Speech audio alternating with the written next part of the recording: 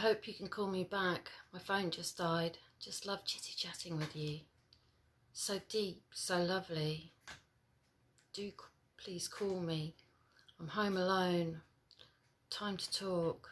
Absolutely stimulating to converse with you. I asked my counsellor to pick up my meds. No, he replies. People in the office have been sick and I don't think I should. Nitwit came from my dad. No dress rehearsals. Just because he licks your minge doesn't make him Jesus. He can't control his abused ego. I thought of you. You have the smarts to be able to do it. I have a phobia of forms, anything like that. I have a website idea and want to get funding from the Northern Ontario women. I found a women website designer in North Bay. Cool.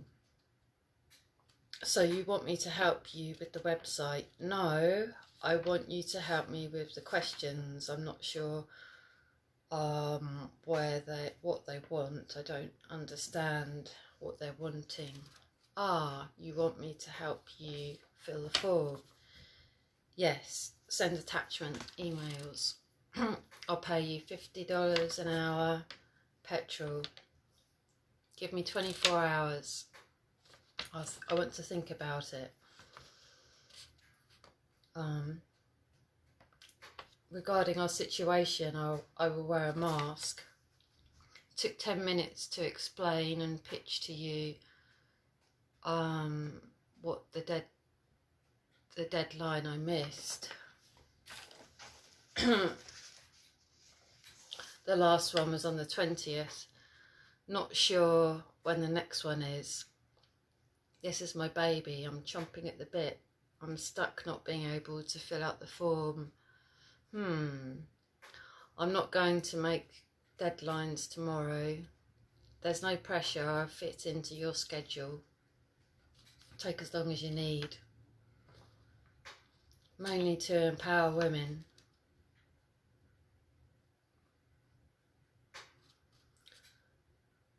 Acid or LSD, tell me what's your fantasy. There's a time when you'll see acid is meant to be. Trip with acid, then you'll find a better way to living with mankind. Things seem big and then go small. What's it all for? Anything at all. Hi Becky, thank you for the call the other day and for sharing your vision for the new project. I thought of your request and don't think I'm the right person for it. I wish you luck with it. Hi, thanks for considering. Do you know anyone else? I will pay $200 up front to get me started. So the saga goes on. I have to let it go. Everybody's ego wants to control. Somebody to help me apply for the grant from the Northern Ontario Women. That was my third no. Fourth time lucky.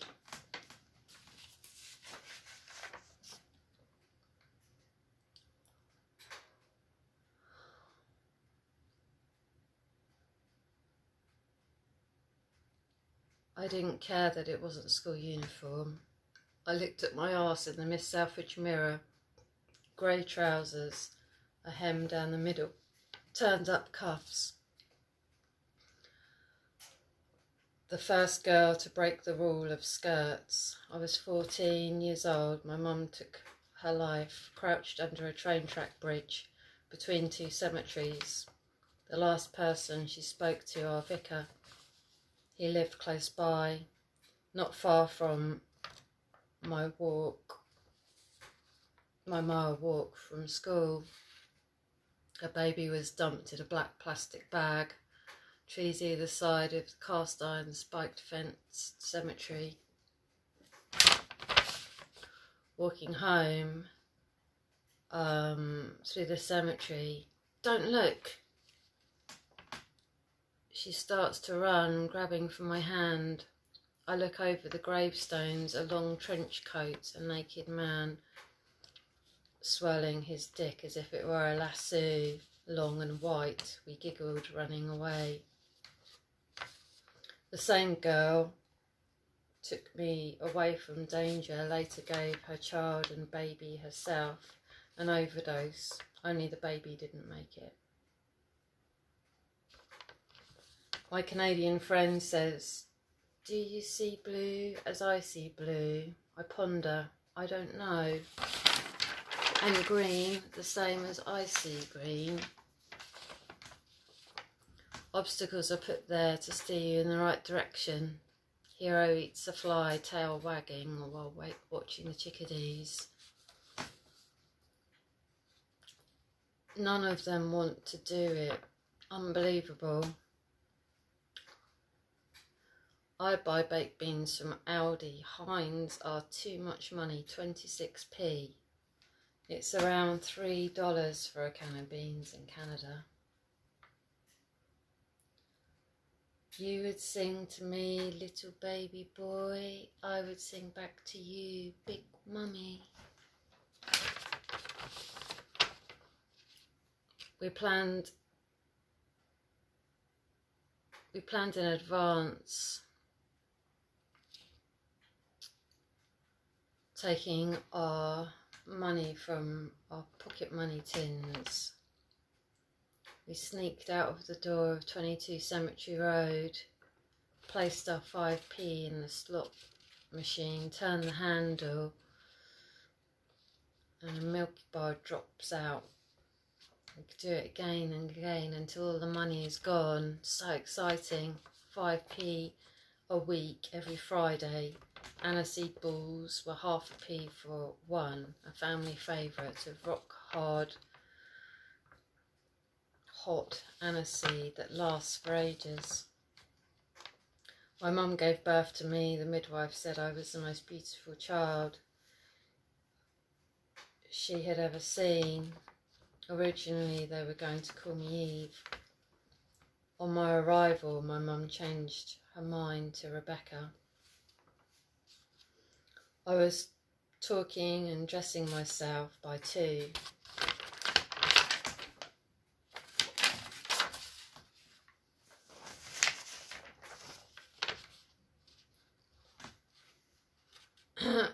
Sounding like a cheater, I laugh. A shared bedroom with my brother, 16 months older.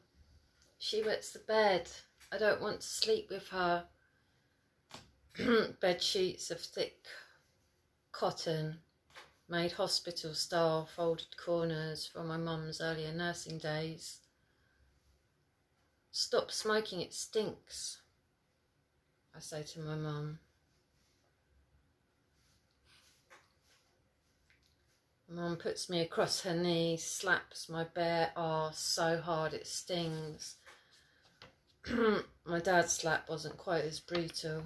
Capital punishment was abolished later, caning boys up until I was 10. Although Mr. Widdowson's hate for me and my hate for him, he would have if he could have. Mr. Partridge could wiggle his ears at the very top, much to everyone's amusement.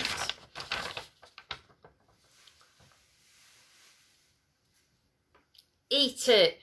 shouts the dinner lady as I chew the gristly piece of meat. Projectile vomit flies across the table. That was the last time she made me eat something I didn't want to. We would gamble with marbles on the cast iron grates, holding triangle runways for our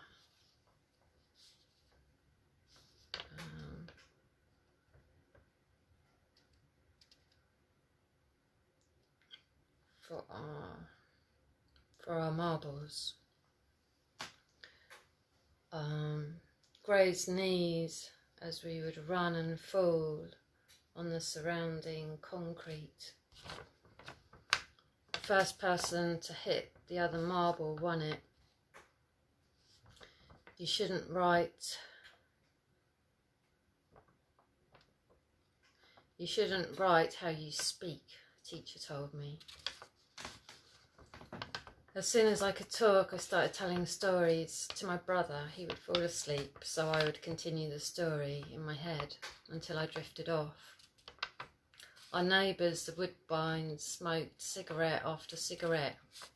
They smoked Woodbines as well, Woodbine cigarettes. I would tell them stories over the fence. Later, Mr. Woodbine, bedridden, I dropped a tin of insects over him. I used to like to collect them from the garden and watch them. His window opened to the street, pavement directly facing our green door. From the cellar you could see people walking by, looking up through the dirty window into the grate. The glow of the street light shone through the curtain. Sash windows where I placed Minnie, our cat, her paws tied, watched as she struggled. A reoccurring dream, lots of cats wanting to claw at me. I would float above them. I loved your metal tank. You could put a matchstick and fire them like bombs. And the plastic soldiers with guns. You gave me Pippa. I wanted Barbie. After I cut her hair and hung her up white string, you didn't allow me any more dolls. My brother always had you next to him reading a story. Later I would pay.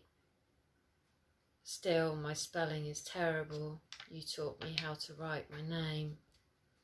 Before I went to school, cold glasses of mini milk bottles, sometimes warm, singing in assembly, and the creed and the colour and the name, what matter, were you there?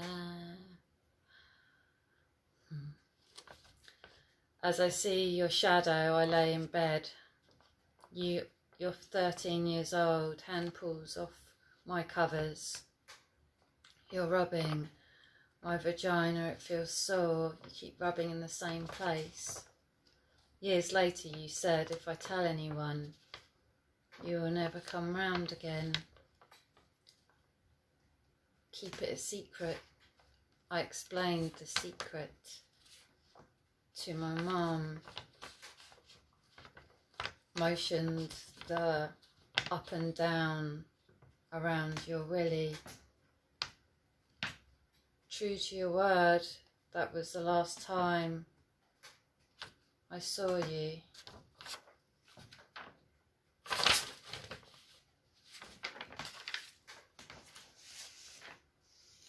Killed later by an American driving on the wrong side of the road, head on round a corner. You on the passenger side, the only fatality. You from my dad's first wife's affair, also an American. Me being the youngest of 7 from my dad, 1 full blood brother, 4 half sisters and 1 half brother. Mum, dad, brother and sister. Later our older sister moved in. We would prise our eyes open with our fingers. Both put to bed at 5 p.m. The cherry flavoured worm medicine to this day. So horrible.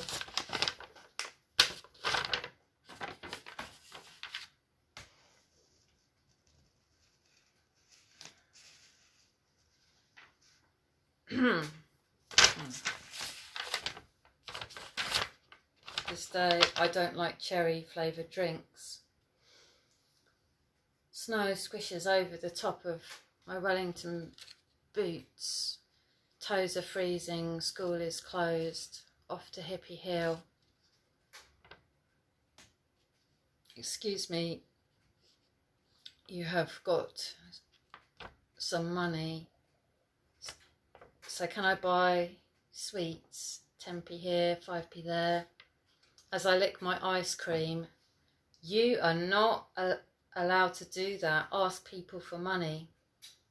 I consider this now entrepreneurial, but stopped the endeavour. You're a dove and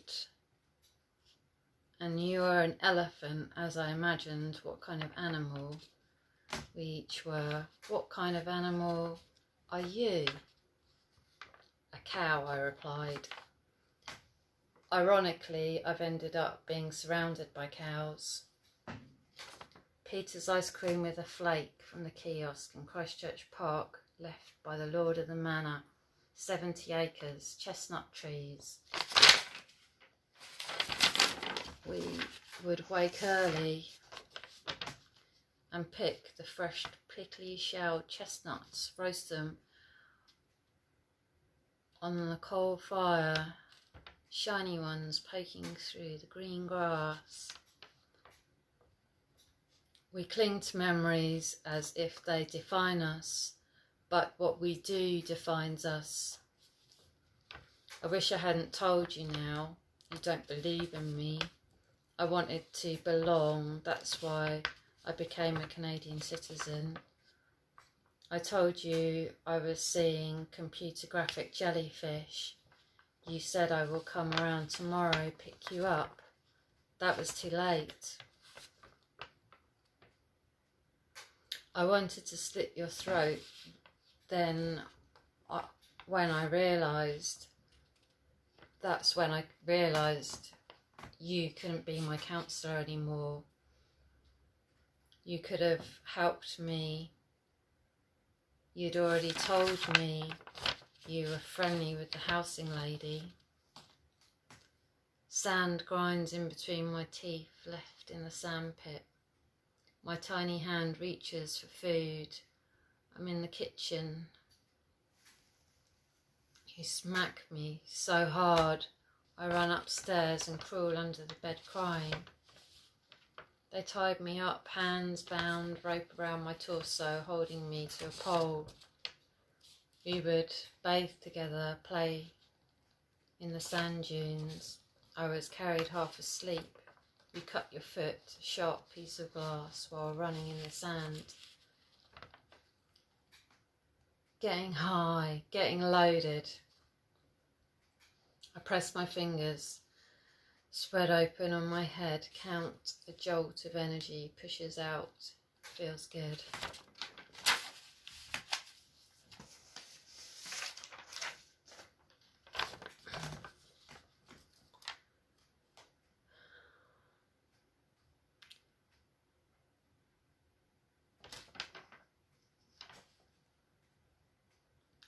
Your fingers gripped underneath, rubbing my vagina, my 7-year-old hands around your neck. You're giving me a piggyback. I loved your attention. You brought me a silky bed cover and your hand would touch my bare bottom. As you would read me a story, I would wriggle, always moving. You would go fishing with my dad. Thick glasses, balding head.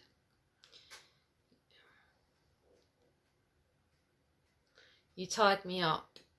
You're on top, knees bent, sitting up, tickling me. I'm incredibly ticklish. You poke at me, I cry with laughing pains. You told me to go back to my childhood. That's where I'd find the answers. My dad shouts, "Don't you fall down those stairs again." I did fall, when really I didn't. The stairway steep, narrow, with wood chip paper, scratchy to feel.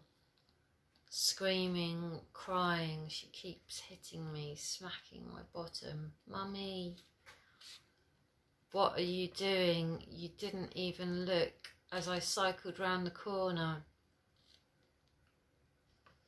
I would walk and get lost, always finding my way home, crying happy memories of being able to walk without any pain. Tears of self-pity rolled down my cheek. I would call to the owl across the street.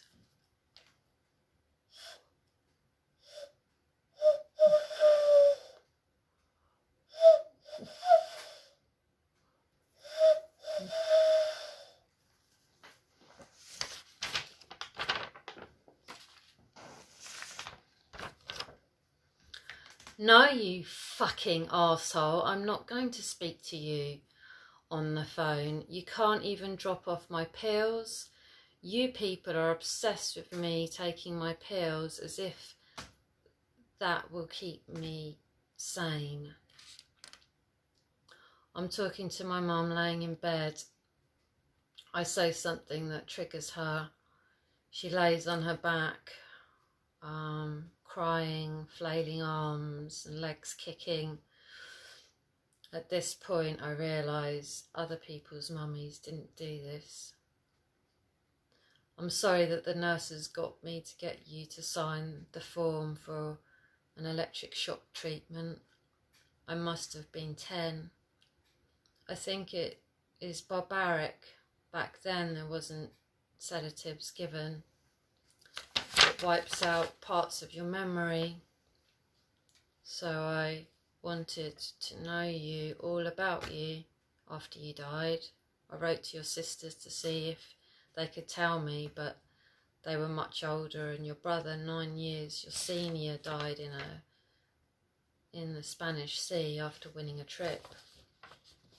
You would think Dad was Jesus.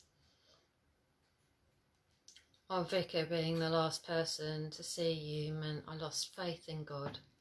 I remember not wanting children, felt that way for many years. You were 38 when you conceived me. I also attempted to, at 38, for 2 years, different donors, not one pregnancy. Now I'm left with a fibroid, 12 by 12 by 12, the size of my uterus.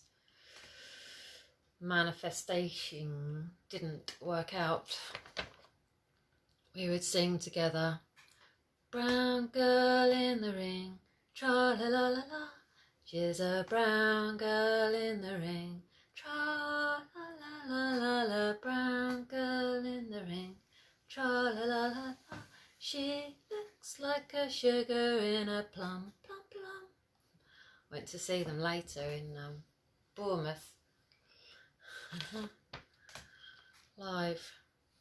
And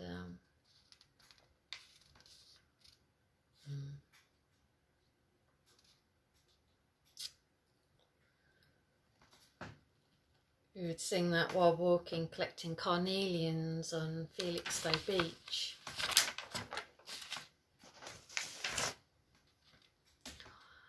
I'm sorry for the time I walked out on you. You are obviously not well. I felt angry yet again.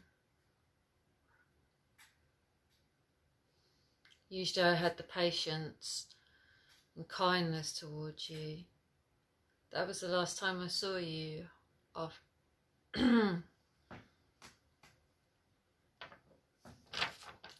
Last time I saw you alive.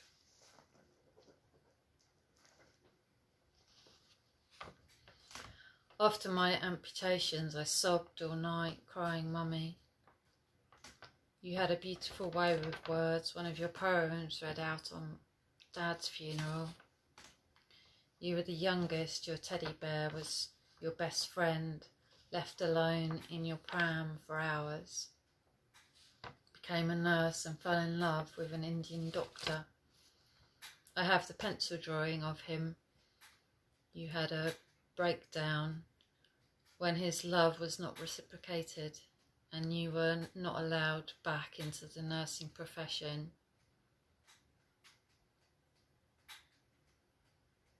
In hospital, they tore away your self-esteem, giving you LSD electric shock treatment were amongst the years of abuse you endured. You came to me in spirit, so sassy.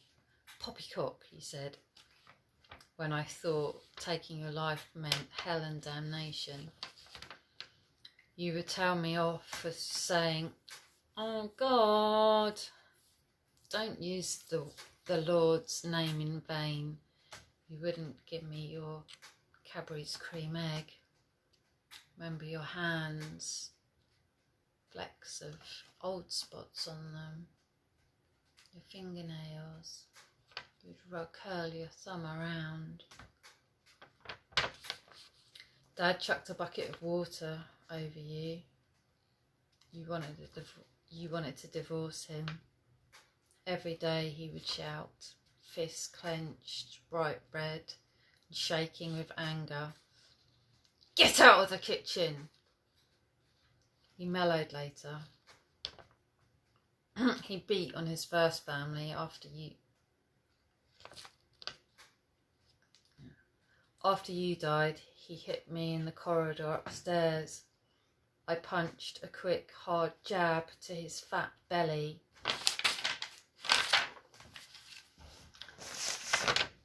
That sent him backwards. He lifted his arm to regain balance. That was one of the last times he hit me, slapped me.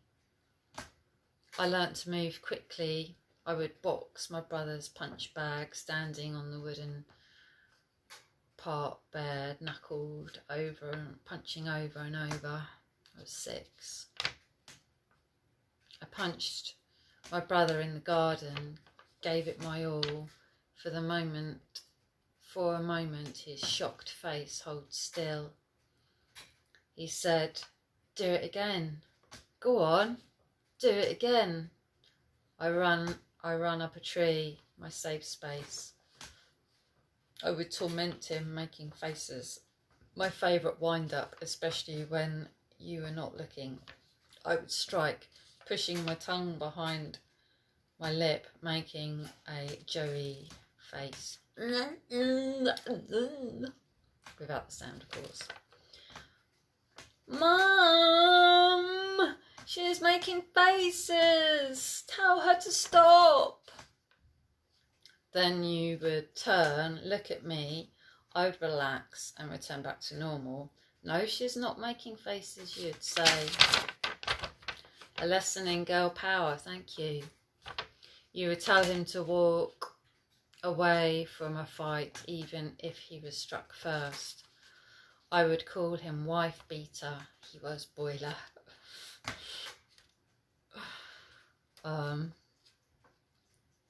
I ran to the toilet, locked the door. He's getting stronger, pulled the lock clear off. After you died, we were in Witherpole Street. He lifted me up, hands round my neck, feet not touching the ground. He's shaking me. "Respect your father." Then, when he put me down, I ran as fast as I could to Christchurch Park. Brotherly love. Crying, bloodshot eyes. You became a vegetarian and let me watch the poor bunny's eyes being tested for makeup, swollen and sore. We marched for peace.